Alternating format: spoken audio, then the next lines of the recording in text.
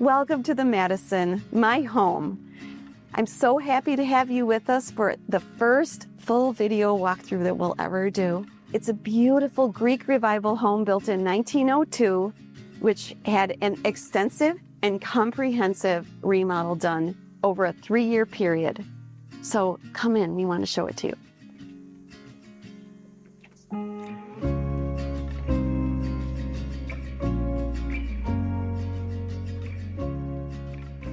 The vestibule is one of the coolest architectural features of the house, I think, and has the only original tile floor. Mm-hmm. Yep.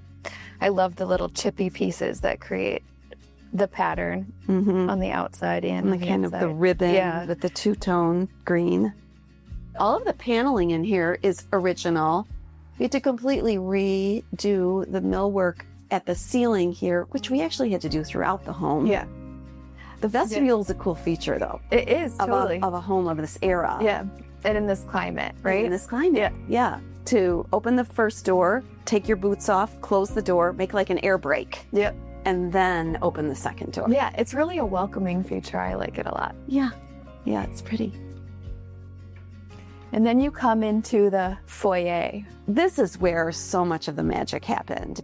We wanted this idea of just being able to see from the front door out the windows to the back.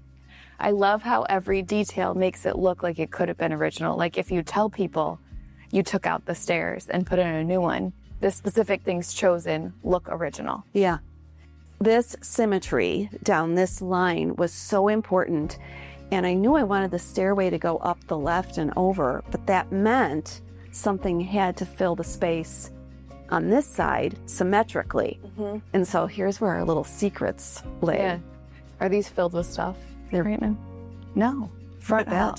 Front hall closet. Yep. With wallpapered. Yeah.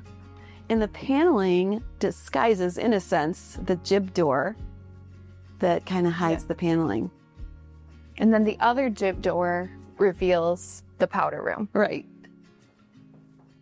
So right off the foyer, there is this room and the dining room. So this room was the dining room. I mean, it's evolved. It has been the dining room before. Well, it's great to have rooms like this because if you have a central light fixture, you can kind of make it whatever you need to it, and you're just moving furniture.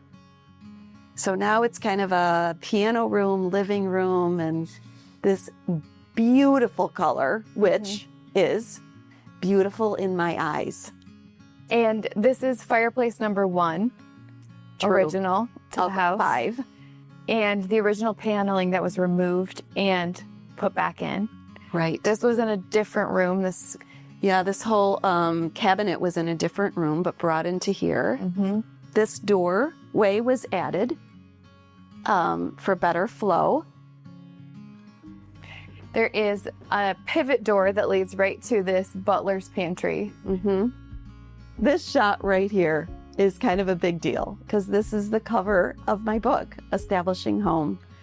And a lot of my heart is in that book. Like for family and for design and just for the goodness of God. I'm just really happy about that, and I want everybody to read it. And this is one of our cabinetry colors that people just love, Sutton blue. And this is Corchia? Yes. Marble? Yeah. So beautiful.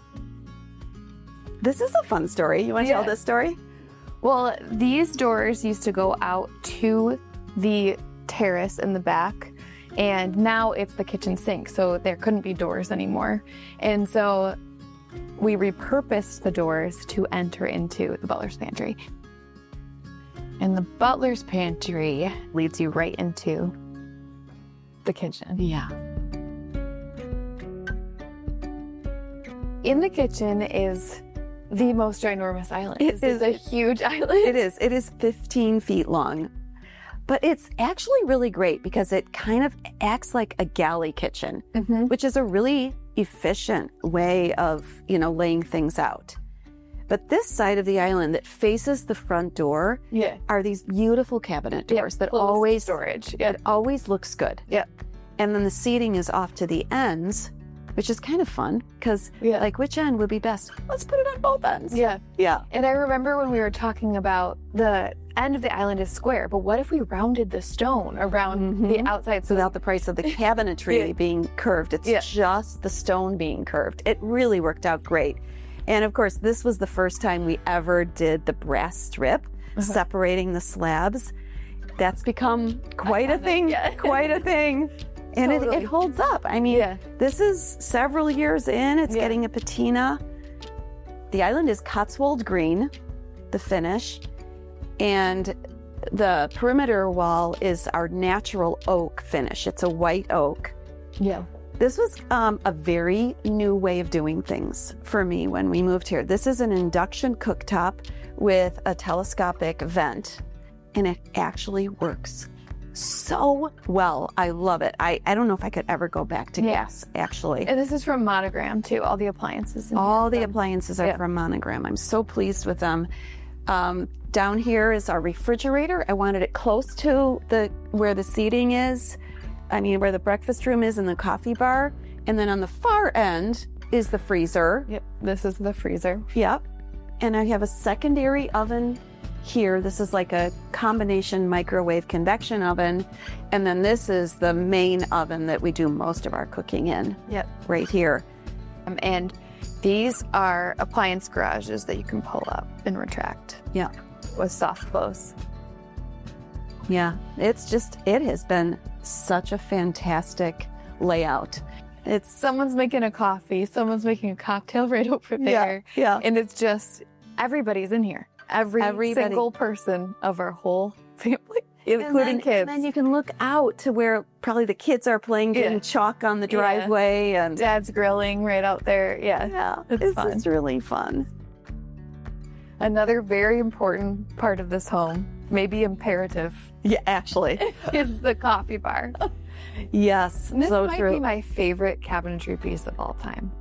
And then recessing it into this alcove. We were going to use these waste slab tiles, and we had different sizes, and we were going to do like a picture frame, and then we couldn't find some of the sizes, and we had only this much tile and not enough left. And so we came up with this design of, hey, we've got some more mirror tiles. Let's put those. Yeah. And I think it's kind of great. cool to make It's it a great. border along the bottom. Yeah. And then it has this sink from Kohler that's the neocrete Yeah. material, which I love a lot. And then the modern brass gentleman's faucet. I think One of our faves. One of our faves, yeah. But this is a great little spot too to put a dining table right off of the kitchen. A very non-formal. I mean, this is probably where you and Dad eat most of your meals, right? Most of our meals, yeah.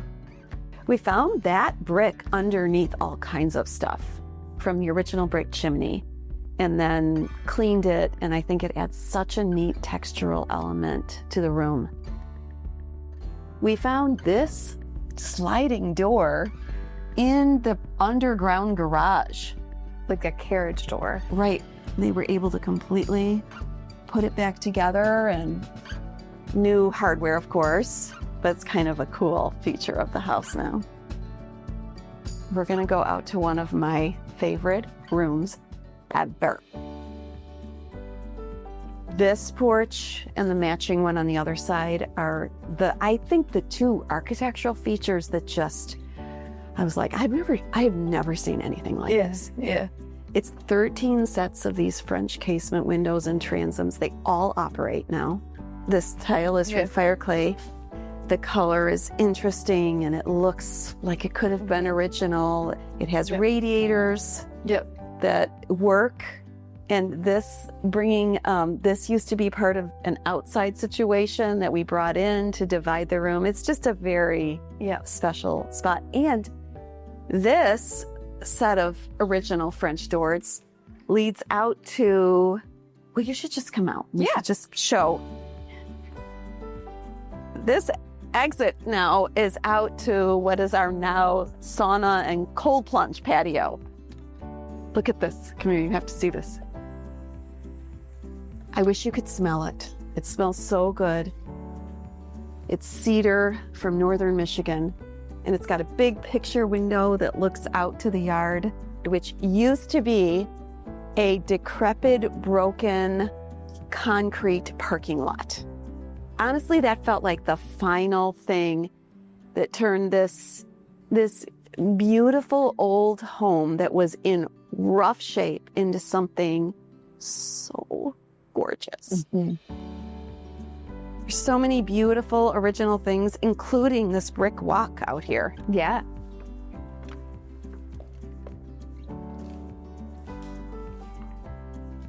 This whole situation back here was something that just blew my mind how pretty it was.